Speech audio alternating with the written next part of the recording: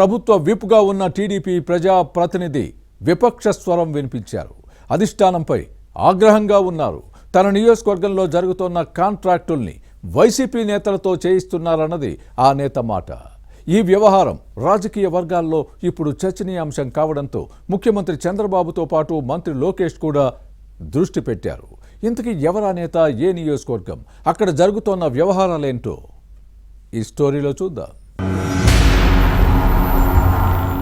కూటమి ప్రభుత్వంతో పాటు తెలుగుదేశంలో ఏదో తేడా కనిపిస్తోంది. స్వపక్ష ఎమ్మెల్యేలు విపక్ష పాత్ర పోషిస్తూ ప్రభుత్వాన్ని ఇరకాటంలోకి నెడుతున్నారు.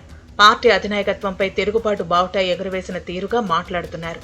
అలాంటి వారి మాటలను పరిశీలిస్తే ఏదో లోపం ఉంది, తప్పు జరుగుతోందనే మాట తెలుగు తమ్ముళ్లలో వినిపిస్తోంది. కృష్ణా జిల్లా గన్నవరం ఎమ్మెల్యే ప్రభుత్వ విప్ యార్లగడ్డ వెంకట్రావు ఈ కోవలోకే వస్తారు. ఇటీవల బుద్ధవరంలో జరిగిన ఓ కార్యక్రమంలో గత ఎన్నికల్లో తన రాజకీయ ప్రత్యర్థితో కలిసి పనిచేసిన కాంట్రాక్టర్లు, పారిశ్రామికవేత్తలకు ఆర్థిక ప్రయోజనాలు చేకూర్చుతున్నారనే వ్యాఖ్యలు టీడీపీలో కలకలం సృష్టించాయి. ప్రతి వారు ఇప్పుడు టీడీపీ అని చెబుతున్నారని, కూటమికి మద్దతు ఇచ్చావన్న మాట వినిపిస్తున్నారన్న కామెంట్స్తో రాజకీయాలు వాడివేడిగా మారాయి. తాను గన్నవరం ఇన్ఛార్జిగా ఉన్నప్పుడు కలిసే వారే లేరని, ఇప్పుడు మాత్రం అలాంటి వారికే ప్రాధాన్యత ఇస్తే ప్రజల్లోకి ఎలాంటి సంకేతాలు వెడతాయన్నది ఈ నేత ప్రశ్న. ప్రత్యర్థిపై యుద్ధం చేసిన తనకు ఇచ్చే బహుమానం ఇదేనా అంటూ యార్లగడ్డ వెంకట్రావు మండిపడటం రాజకీయ వర్గాల్లో చర్చనీయాంశంగా మారింది.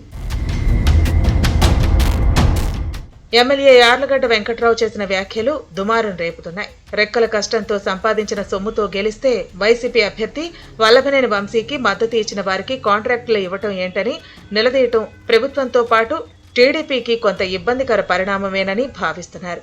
వంశీ 2019లో టీడీపీ నుంచి గెలిచి వైసీపీలో చేరి చంద్రబాబు కుటుంబాన్ని దుర్భాషలాడిన విషయాన్ని గుర్తుపెట్టుకోవాలి.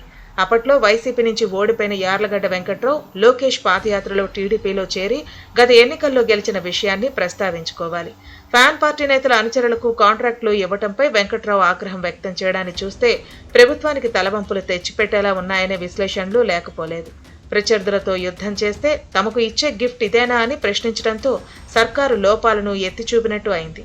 ఎన్నికలకు ముందు టీడీపీలో చేరిన వారికంటే గెలిచిన సైకిల్ ఎక్కిన నేతలకు విలువ ఎలా ఇస్తామని నిలదీయటం ప్రభుత్వ తప్పులను వేలెత్తి చూపినట్టు అవుతుంది.